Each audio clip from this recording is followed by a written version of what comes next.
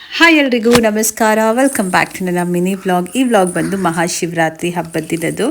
So ಸಂಜೆ ದೇವಸ್ಥಾನಕ್ಕೆ ಹೋಗಿದ್ದೆ, ವ್ಲಾಗ್ ಮಾಡ್ಕೊಳ್ಳೋಕ್ಕಾಗಲಿಲ್ಲ. ಸೊ ಹಾಗಾಗಿ ನೆಕ್ಸ್ಟ್ ಡೇ ಕಂಟಿನ್ಯೂ ಮಾಡ್ತಾ ಇದ್ದೀನಿ. ಪ್ಲೀಸ್ ಚಾನಲ್ಗೆ ಫಾಲೋ, ಸಬ್ಸ್ಕ್ರೈಬ್ ಮಾಡ್ಕೊಳ್ಳಿ.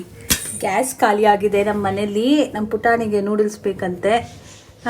ಶಿವರಾತ್ರಿ ಹಬ್ಬಕ್ಕೆ ಎಡೆಡರ ಅಂದ್ಕೊಂಡೆ ನೈವೇದ್ಯ ಎಲ್ಲ ಮಾಡಿ, ಬಟ್ ಆಗಲಿಲ್ಲ. ಸೊ ಎಲ್ಲ ಮಾಡಿದ್ದೀನಿ. ನೂಡಲ್ಸ್ ನಾನು ಯಾವುದ್ರಲ್ಲಿ ಮಾಡ್ತಾಯಿದ್ದೀನಿ ಗೊತ್ತಾ? ಬನ್ನಿ ತೋರಿಸ್ತೀನಿ ನಿಮಗೂ. ನಾನು ನೂಡಲ್ಸ್ ಬೇಯಿಸಿಟ್ಟಿದ್ದೀನಿ. ರೈಸ್ ಕುಕ್ಕರಲ್ಲಿ ನೂಡಲ್ಸ್ ಮಾಡ್ತಾ ಇರೋದು.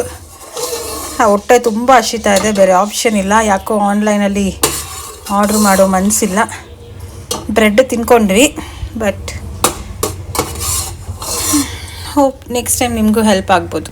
ರೈಸ್ ಕುಕ್ಕರಲ್ಲಿ ನೀವು ಮಾಡ್ಬೋದು ನೂಡಲ್ಸ್ನ.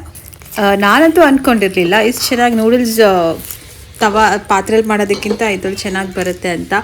ನೂಡಲ್ಸ್ ಎಲ್ಲ ಮಾಡಾದಮೇಲೆ ಲಿಡ್ ಕ್ಲೋಸ್ ಮಾಡಿದ್ರೆ ಯಮ್ಮಿ ಟೇಸ್ಟಿ ನೂಡಲ್ಸ್ ರೆಡಿ ಆಗಿತ್ತು. ಫೈನಲಿ ನೂಡಲ್ಸ್ ಮಾತ್ರ ಅಲ್ಲ, ನಾನು ಇದರಲ್ಲಿ ಪಾಯಸ ಸಹ ಮಾಡಿದ್ದೆ. ಸೊ ತುಂಬಾ ಚೆನ್ನಾಗಿ ಬಂದಿತ್ತು. ಇವತ್ತಿನ ವ್ಲಾಗ್ ಇಷ್ಟೇ. ನನ್ನ ಮಗಳು ನೋಡಿ ಹೇಗೆ ಸರ್ಪ್ರೈಸ್ ಆಗ್ತಾಳೆ. ಡೈಲಿ ಈ ರೀತಿಯಾಗಿ ನಾನು ಅವಳಿಗೆ ಸರ್ಪ್ರೈಸ್ ಮಾಡಬೇಕು. ಇಷ್ಟೇ ಇವತ್ತಿನ ವ್ಲಾಗ್. ನೆಕ್ಸ್ಟ್ ವ್ಲಾಗಲ್ಲಿ ಸಿಗ್ತೀನಿ. ಬಾಯ್.